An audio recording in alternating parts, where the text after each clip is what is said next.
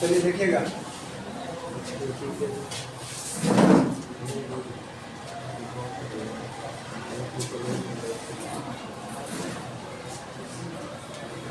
कल हमने आप लोग का क्या खत्म किए थे? नर जन्म अंग। आज आप लोग का है मादा जन्म, है ना? थोड़ा सा ध्यान से आप ये समझिएगा। मादा जनन अंग, है ना? यानी कि मादा का जनन अंग हम लोग को पढ़ना है। हम लोग थोड़ा सा बताए थे। हम लोग आप लोग को इससे पहले भी थोड़ी बात हमने बताया था कि नहीं बताया था? देखिएगा, मादा जनन अंग में सबसे मेन जनन अंग कौन है बताइएगा? यूट्रस, है ना? यूट्रस है, आगे देखिएगा, और फलोपियन ट्यूब है। समझिएगा ध्यान से।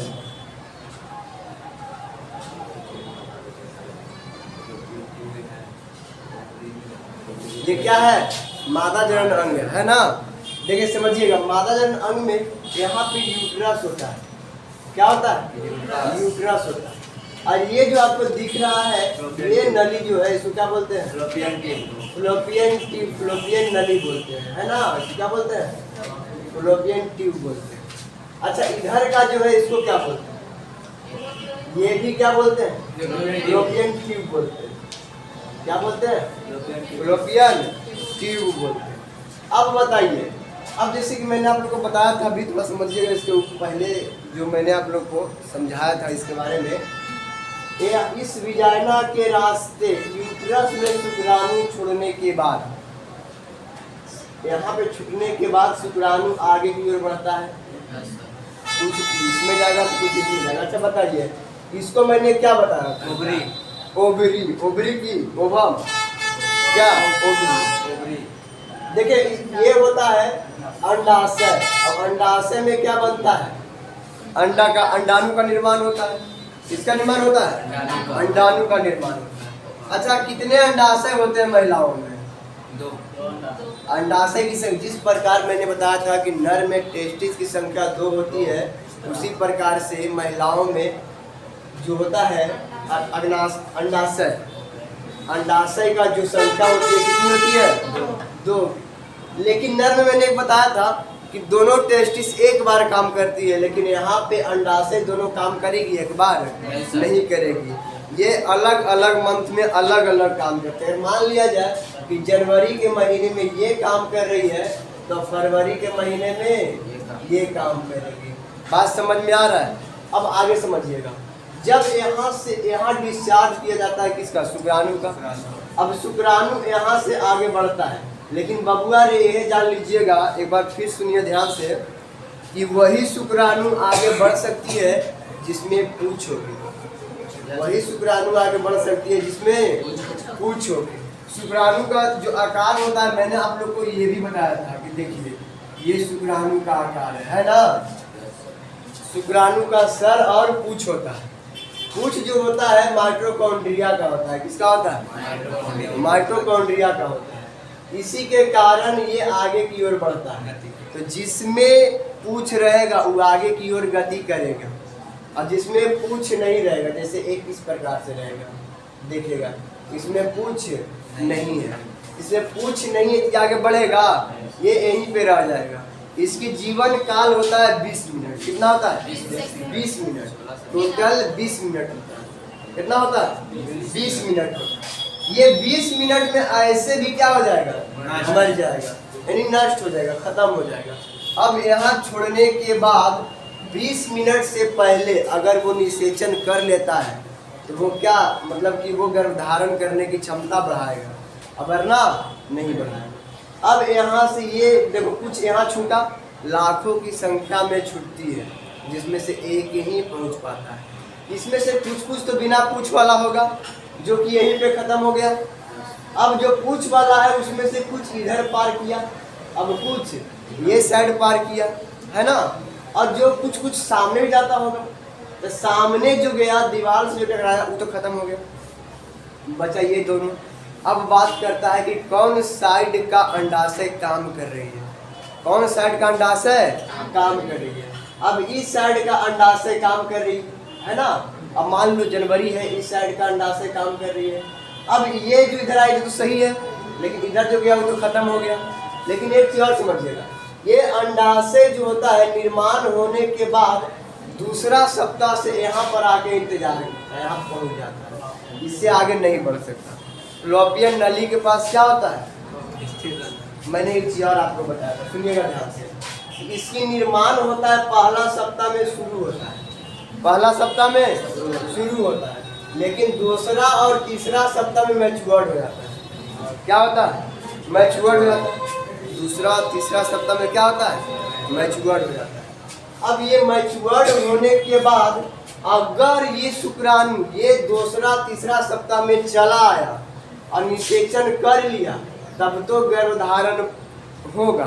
अब अगर नहीं हुआ तो फिर नहीं होगा। ये उसका चौथा सप्ताह में धीरे धीरे ये खत्म होने लगता है, डेड होने लगता है ना। इसका जीवन काल खत्म होने लगता है, चौथा सप्ताह क्या होता है, खत्म होने लगता है। अब जब ये खत्म होने लगता है तो धीरे धीरे धीरे धीरे पीरियड के रूप में ये बाहर कहाँ होती है, निकलना शुरू होती है ना। ये क्या होती है, बाहर निकलना शुरू हो जाती है, टूट कर बाहर निकल जाती है।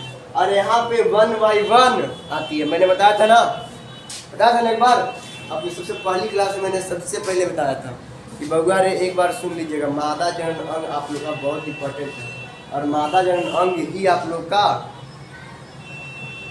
आज पढ़ना है ना।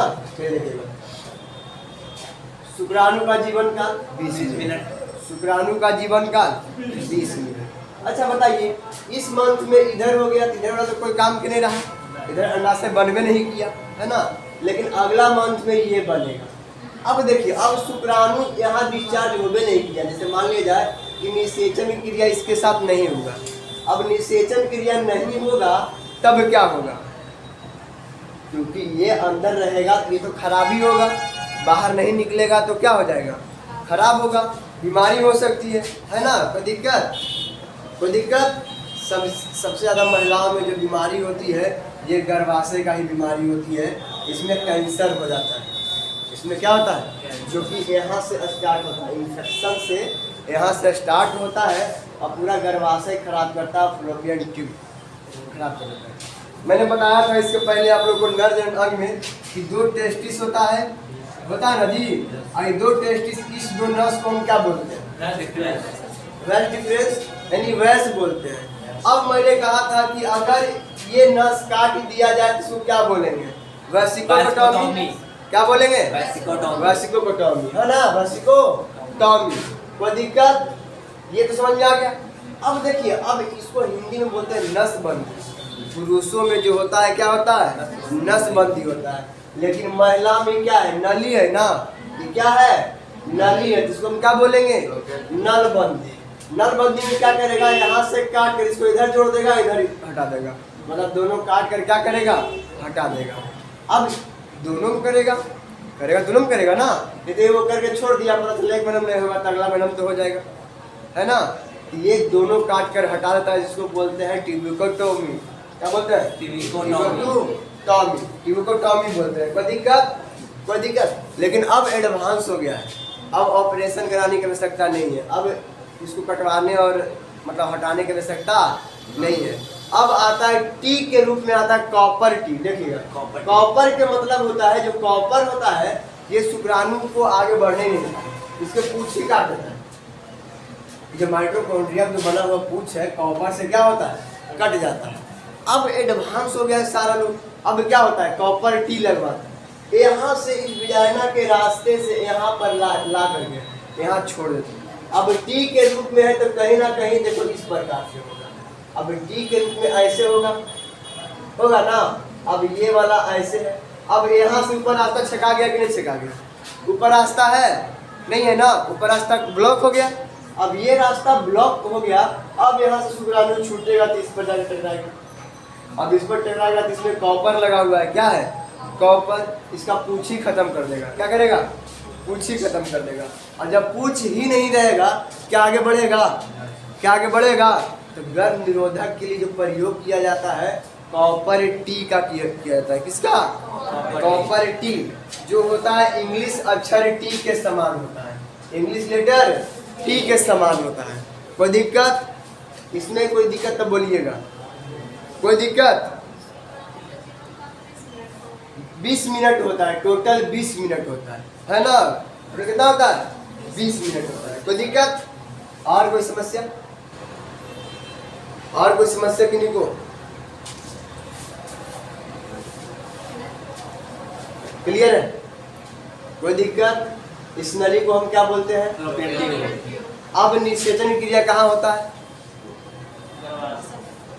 निषेचन की क्रिया कहाँ होता है? फ्लोपियन ट्यूब में, फ्लोपियन नली में। क्योंकि देखिए यहाँ से अंडाशय बनकर यहाँ आया, यहाँ से शुक्राणु आगे बढ़कर गया, तो दोनों यही ना आकर मिलता है।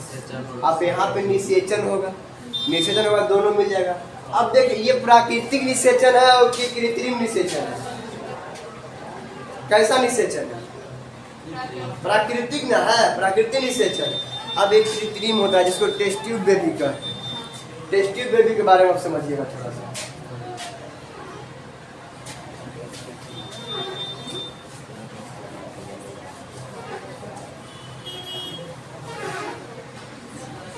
चलिए आगे बढ़िए।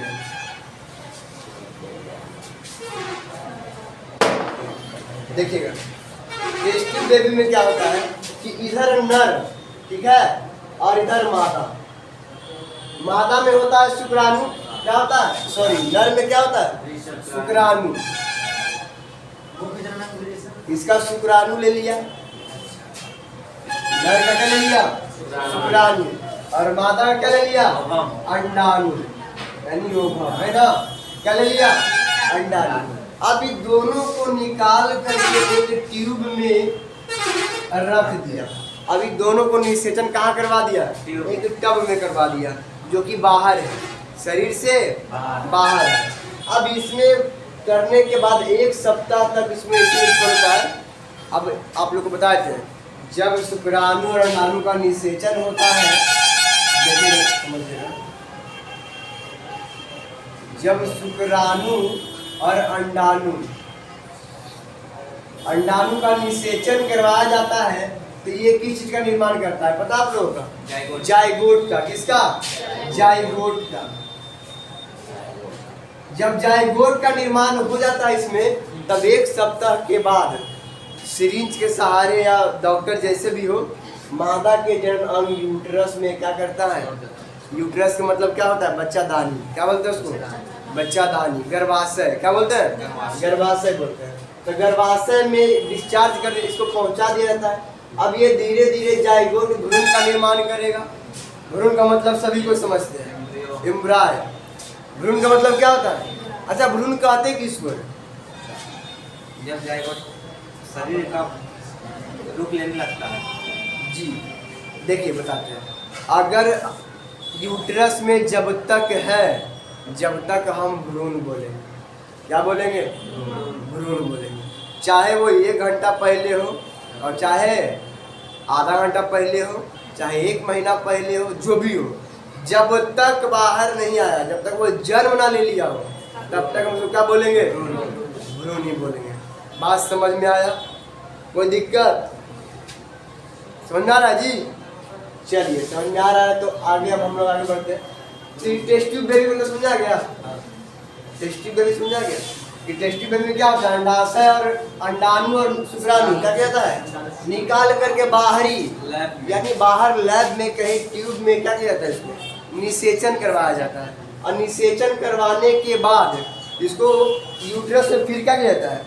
दे दिया जाता है, इसको स्थानांतरित कर दिया जाता है।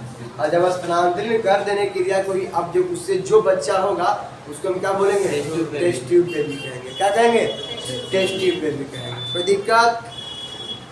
कोई दिक्कत है तो बताइएगा। अच्छा, आप लोग एक चीज बताइएगा कि कौन सा शुक्राणु होता है, शुक्राणु में कौन सा आपका लिंग निर्धारण करता है? गुणसूत्र कौन करता है? 23वां क्रोमोसोम, 23वां। अरे पिता का गुणसूत्र बाई ना जी। जैसे महिला में क्या होता है, एक्स एक्स होता है, और पुरुष में क्या होता है, एक्स बाई होता है। एक्स एक्स तो सेम हो गया, चाहे एनएस आए और चाहे कौनो वाले तो सेम आएगा। लेकिन मेन तो ये हो गया ना, इधर से बाई आएगा और इधर से कौन आएगा, एक्स आएगा। तो दोनों का एक्स एक्स होता है तो गर्ल्स, और एक्स बाई होता है तो बॉयज। ये चीज मैंने आप लोगों को पहले ही समझा दिया, इसमें कोई दिक्कत नहीं होनी चाहिए। अब आप लोग गूगल में आगे रहेगा, कोई दिक्कत, कोई दिक्कत। चलिए अब आगे देखिएगा आप लोग।